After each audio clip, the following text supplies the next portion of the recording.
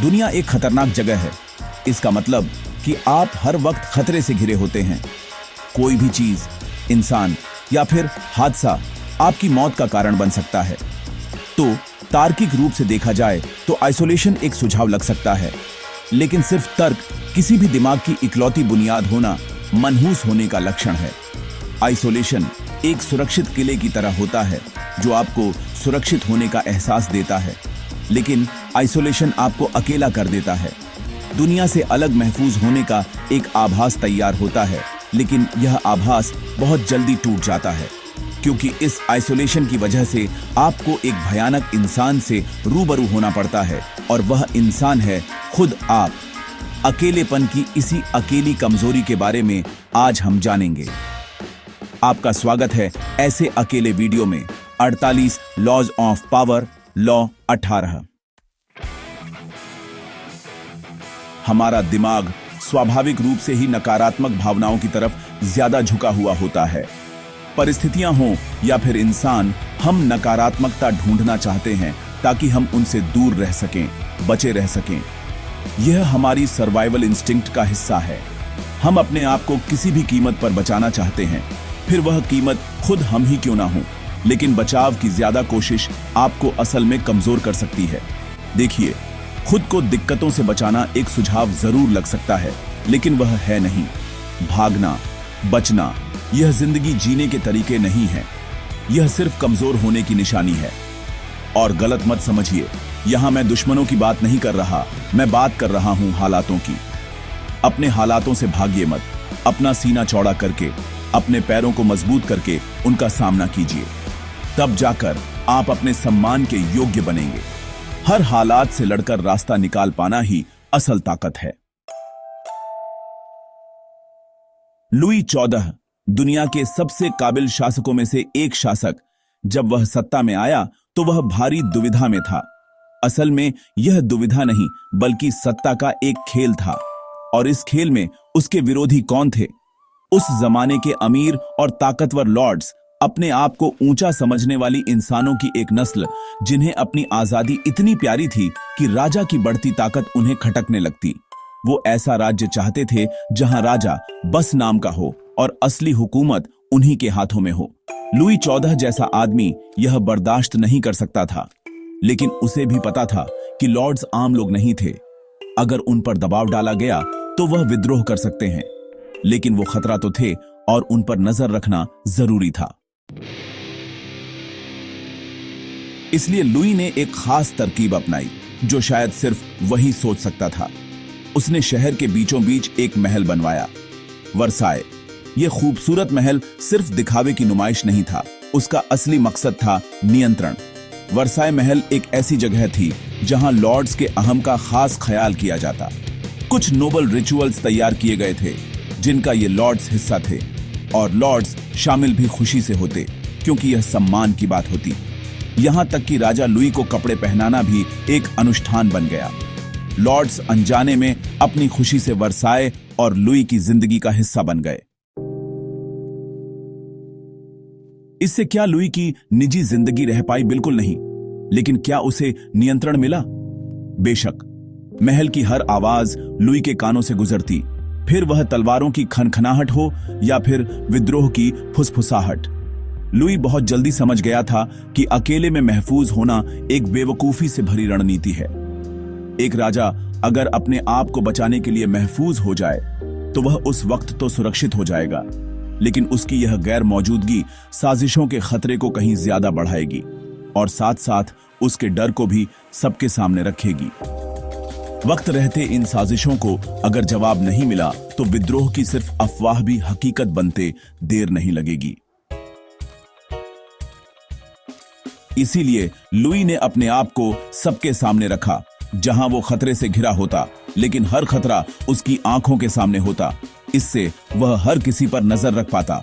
कोई मुश्किल बन पाए उससे पहले ही उसे गर्दन से मरोड़ देता, फिर वो मुश्किल अफवाह हो या फिर सच। वर्सिलियस महल एक सामाजिक रणनीति थी और नतीजा 50 साल की शांति जहां कोई बगावत पैदा नहीं हो पाई। वर्सिलियस महल ताकत का एक ऐसा प्रतीक है जो हमें बताता है कि खतरों का सामना करना खतरों से बचने का इकलौता मार्ग है और डर कर खुद को दुनिया से अलग करना ताकत को खोने का सबसे आसान तरीका है।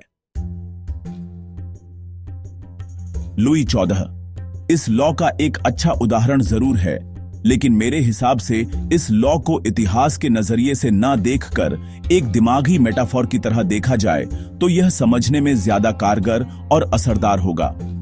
हर किसी का एक कंफर्ट जोन होता है जहां हम अपनी जिंदगी बिताते हैं। हम इस जोन में आराम से रह पाते हैं, लेकिन जिंदगी के अपने तरीके हैं। कुछ वक्त ऐसे आते हैं जहां हालात के चलते हमें इस कंफर्ट जोन को लांघना एक मजबूरी बन जाती है। उस वक्त हम बेचैन हो जाते हैं क्योंकि उस वक्त हमारा दिमाग उस मजबूरी को एक खतरे की तरह देखता है। यह मजबूरी शुरुआत में बेचैन जरूर करती है, लेकिन यही मजबूरी आपको तैयार करती है। उस बेचैन माहौल में ढल पाने के लिए यही तो इंसान होने की सबसे बड़ी फितरत है कि हम हर माहौल में ढल सकते हैं। इसी फितरत की बदौलत कुछ वक्त बाद वो बेचैनी उतनी बेचैन नहीं कर पाएगी और वह आपका नया कंफर्ट जोन बन जाएगा। एडेप्टेबिलिटी इसे ही कहते हैं। इंसानी तौर पर हम ऐसे ही आगे बढ़ते हैं। हर हालात में ढल पाने की इसी खूबी की वजह से हम अपने डर का सामना कर पाते हैं, हालातों को मात दे पाते हैं, हमारी सोच समझ और बर्दाश्त के दायरे बढ़ा पाते हैं। लेकिन इन हालातों का सामना करना आसान नहीं होता। दिमाग पहले हर वह कोशिश करेगा जिससे आपको इन हालातों का सामना ना करना पड़े, और उस समय यह आपकी जिम्मेदारी होगी जहां आप अपने दिमाग को संभाल पाएं और शांत कर पाएं। लेकिन सोचिए, अगर आप अपने दिमाग को शांत नहीं कर पाए और आपका डर आप ही पे हावी हो जाए, उस वक्त आप अपने आप को उन बेचैन हालातों से निकालकर वापस आपके कंफर्ट जोन में रखेंगे जहां आपको सुरक्षित महसूस होगा। कुछ समय के लिए सुकून भी महसूस होगा, क्योंकि उस वक्त आपको आपके डर का सामना नहीं करना। उस वक्त वह कंफर्ट जोन आपका किला बन जाता।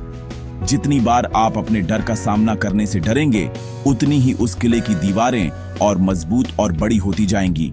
इसका न सिर्फ यह मतलब है कि अब उन दीवारों को तोड़ने के लिए ज्यादा ताकत लगेगी, बल्कि वक्त के साथ वह दीवारें आपकी जगह को छोटी बनाती जाएंगी।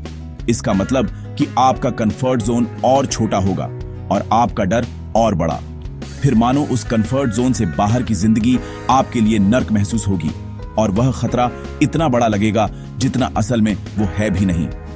अगर वक्त रहते आपने डर का सामना नहीं किया तो वह कंफर्ट जोन सिकुड़ते सिकुड़ते सिर्फ आप ही तक सीमित हो जाएगा, और फिर आप अपने आप को देख पाओगे स्पष्ट रूप से, और यह भयानक अनुभव होगा।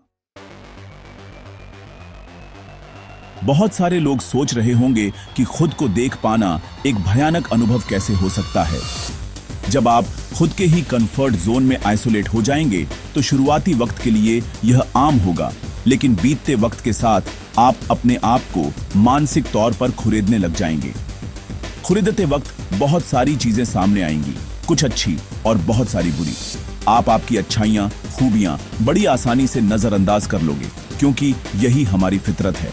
और फिर जो बचेगा वह आपका सबसे घिनौना और बुरा स्वरूप होगा। यह स्वरूप आपकी असलियत से ज्यादा सच महसूस होगा। फिर आपका डर आपके सामने होगा और वक्त के साथ आप उसे बड़ा होते हुए देखोगे। आपकी सारी खामियां आपको चुभेंगी, आपकी सारी नाकामयाबियां आपको सुनाई देगी, वह भी जो कभी हुई ही नहीं। ऐसी भयानक नकारात्मकता का एहसास होगा कि मानो आपको लगेगा कि यही आपका इकलौता वजूद है। आप अंदर ही अंदर अपने आप को खाने लग जाओगे। इस एहसास से उभर पाना बहुत मुश्किल होगा, क्योंकि उस वक्त आप अकेले होंगे, सबसे घिरे होने के बावजूद। फिर वही अकेलापन जो कभी महफूज महसूस होता था, अब वही आपका गला घुटेगा। आपको खुद ही से घुटन महसूस होने लगेगी और आप आपके सबसे बुरे रूप को स्पष्ट रूप से देख पाओगे, मानो जैसे आप सिर्फ वही हो।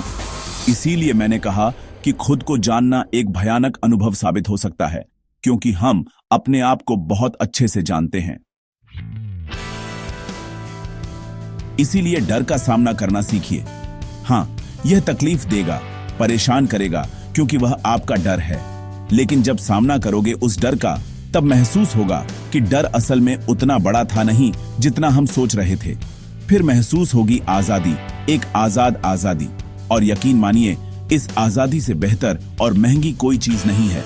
अगर इंसान आजादी खो दे तो किसी भी चीज के मायने नहीं है, सुकून के भी नहीं, क्योंकि यह बात तो तय है कि पिंजरा चाहे लोहे का हो या फिर सोने का, रहेगा तो वो पिंजरा ही।